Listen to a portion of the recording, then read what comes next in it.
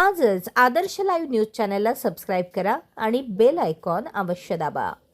अपघातानंतर तेच सेम प्रश्न आहे, पण थोडक्यात अपघातानंतर पेशंटची स्थिती काय आहे आणि गोल्डन आवर्स कसं सांगितलं, किती वेळात पेशंट इथे आला आणि हे जे तुम्हाला ऑपरेशन किंवा ट्रीटमेंट करायला काय आव्हान होतं? सो ॲक्सिडेंट नंतर हा पेशंट इकडे 36 वर्षाचा मुलगा आहे. त्याला इकडे आणलं गेलं. त्याला दोन्ही पायांना फ्रॅक्चर होतं.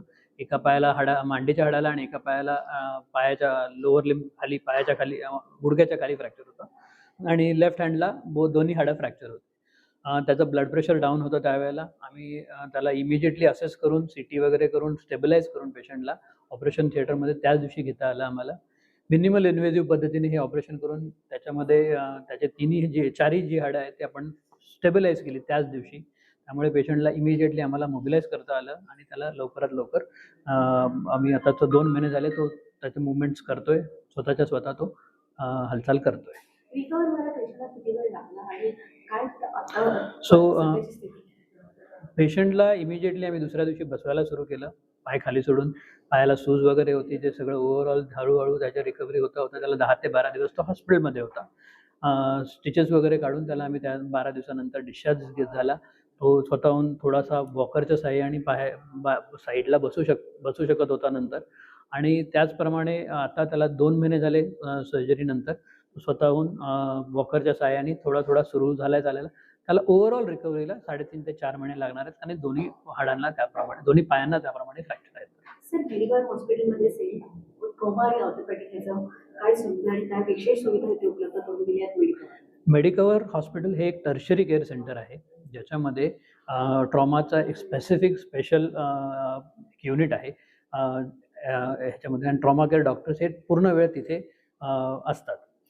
त्याचबरोबर इथे सगळ्या facilities including CT scan, MRI, x rays, sonography हे जे डायग्नोसिससाठी लागतात, त्याचबरोबर तत्पर ऑपरेशन थिएटर्स हे आहेत. त्यामुळे जर ट्रॉमाचा कुठला एक ओपन इमिजिएटली अर्जन्सीवाला पेशंट आला तर त्याला आम्ही 10 ते 15 मिनिटात ऑपरेशन थिएटरमध्येही घेऊ शकतो, एवढी इथे तत्परता आहे जर एमर्जन्सीमध्ये असेल तर. सो इथे हा ट्रॉमा केअर युनिट हे कम्प्लिटली एक वेगळं आहे, कारण हे हायवेवरती सेंटर आहे आणि डेफिनेटली इथे ट्रॉमा हे बऱ्यापैकी हायर आम्ही व्हॉल्यूमचं पाहतो. त्यामुळे डेफिनेटली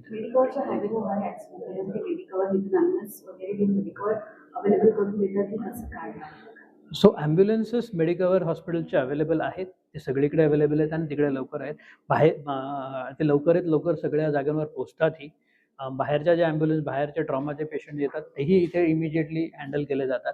ज्यावेळेलाही कुणालाही मेडिकवरचा एक डेडिकेटेड ॲम्ब्युलन्सचा नंबर आहे, जो लोकांना माहिती आहे, आणि त्या ॲम्ब्युलन्सवरती त्या नंबरवर जर फोन केला तर इमिजिएटली ॲम्ब्युलन्स हेल्प ही डेफिनेटली मेडिकवर हॉस्पिटल हे प्रोव्हाइड करतात.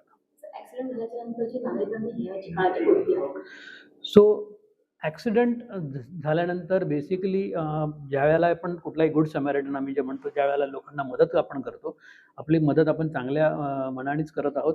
पण ज्यावेळेला समजा एक फ्रॅक्चर पार्ट आहे, समजा इथे फ्रॅक्चर आहे, तर दोन्ही जॉईंट्सला, वरचा आणि खालच्या जॉईंटला स्टेबिलाईज करून तो फ्रॅक्चर हलवणे, प्लस मान आणि पाठ ह्याला स्टेबिलाईज करून त्या पेशंटला हलवणे हे फार महत्त्वाचं आहे. कारण कधी हे जे आहेत, मणका म्हणतो आपण त्याला, मणक्यामध्ये जर काही फ्रॅक्चर्स असतील तर ते हल्ले तर पेशंटला पायाला ताकद वगैरे कमी होऊ शकते. आणि त्यामुळे हलवताना पेशंटला कधीही फ्रॅक्चर्ड फ्रॅगमेंट हे प्रॉपर स्टेबिलाईज करून आणि न दिसणारे जे मानेचे आणि पाठीचे जे फ्रॅक्चर्स आहेत ते स्टेबिलाईज करून हलवणे हे फार महत्त्वाचं आहे. पनवेल आणि नवी मुंबई व रायगडच्या ताज्या घडामोडी पाहण्यासाठी आजच आदर्श लाईव्ह न्यूजला सबस्क्राईब करा आणि बेल आयकॉन दाबून रहा अपडेट. न्यूज व लाईव्ह साठी संपर्क करा 9619 880095 आणि 9653 119523.